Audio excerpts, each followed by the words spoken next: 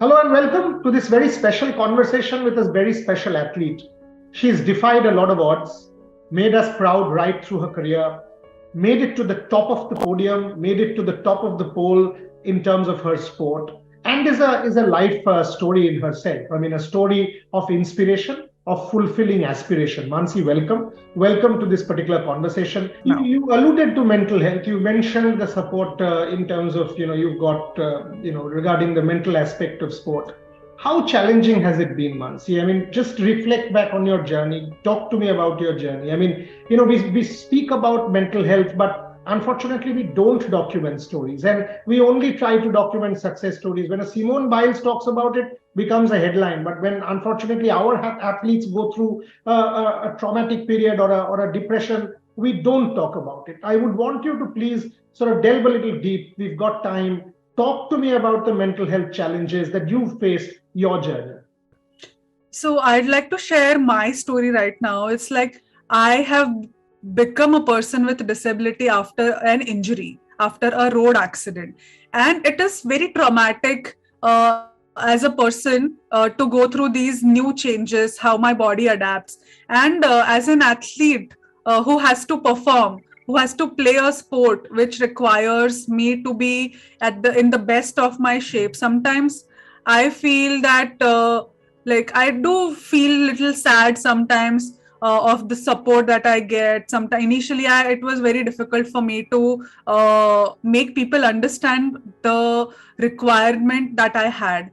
Uh, and sometimes today also I was feeling really sad that कितना करेंगे, कितना हम push करेंगे, कितना self motivated रहेंगे. So there are times when we feel little demotivated as athletes also, and I personally feel that I or we all require some or the other push at some or the other time when times are not great, when you're performing, when you are performing at highest of level. I think there are times where you require that mental health support from people around you, from the experts also, who tells you that it's okay to take a break, it's okay to take your own time, it's okay to take things at your own pace. And we are just so worried about reaching the top that sometimes we forget that our mental health also gets compromised. So what I did was I understood all these needs. I was listening to all the stories of people around me who were uh, some who were extremely vocal about mental health, and I understood that even I'm going to face some or the other difficulties. So I was always aware of my of things that are happening to me, and I was talking to people. I was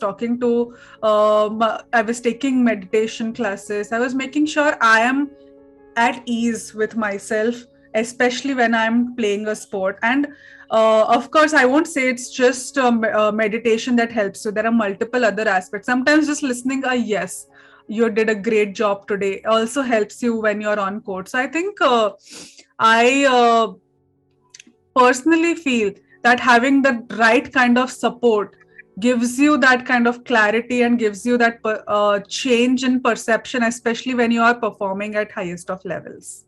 That's very interesting when you speak about mental health. I mean, if I could reflect a little bit more on physical health also. I mean, there are challenges. I mean, the body has to adapt. You have to change over a period of time. All of us, I mean, all our bodies undergo change. अब हमारे देश में हम ये करते हैं, आप एक टूर्नामेंट हार जाओगे तो अरे वर्ल्ड नंबर वन फिर भी हार गई, सो मानसी जोशी खत्म.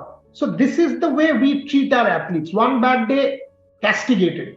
The next day you win, again we'll put you on the pedestal and start talking about it. Can you talk to me about these challenges? I mean, being an Indian athlete isn't easy. It isn't easy. So have you thought about these things? I mean, do these things impact you at all? Trust me, when I say I'm an athlete with disability, I also am aware of what has happened to me in the past. So all these comments sometimes don't bother me. Most of the time it doesn't bother me, because I have been through something so difficult that I don't know anybody else who's talking these things have been through. So if I have a bad day, I've had worse day in the past and I've dealt with it and I'm at the best. So I don't listen to all these like I know it happens, and some days are rough, some days are not. And to me personally, it doesn't matter if I win a match or lose a match. For me, if I perform the best when I'm training the best, I'm happy. If I didn't perform because I didn't train well, then I work harder to become better tomorrow. Let me So ask you one question, Mansi. I mean, you are very strong mentally from this conversation, and I've known you for several years. Not everybody is.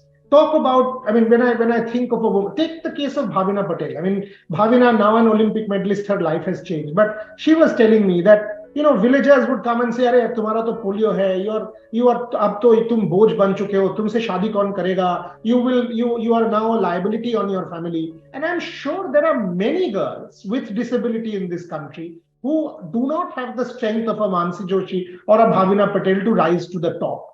Your advice to such people? Because when I think of these girls, I mean, and none of us will perhaps know their stories because they're not famous, they're not celebs like you are. Thoughts about them? I mean, what is the advice that one can pass on?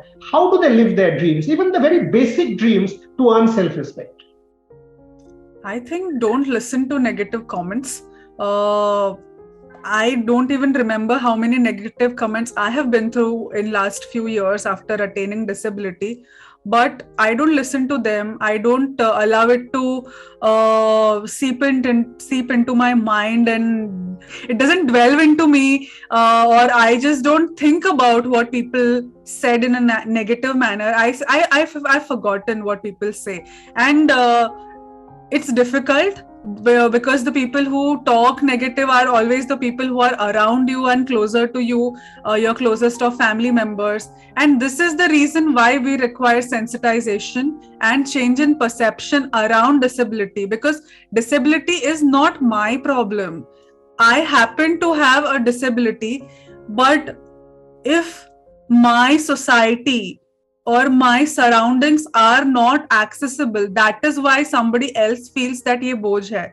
If I get the right kind of surroundings around me, my disability won't be a hindrance. So it changes with time. I know it's my generation who has to face this, and I know my seniors and previous generation has faced more of these issues.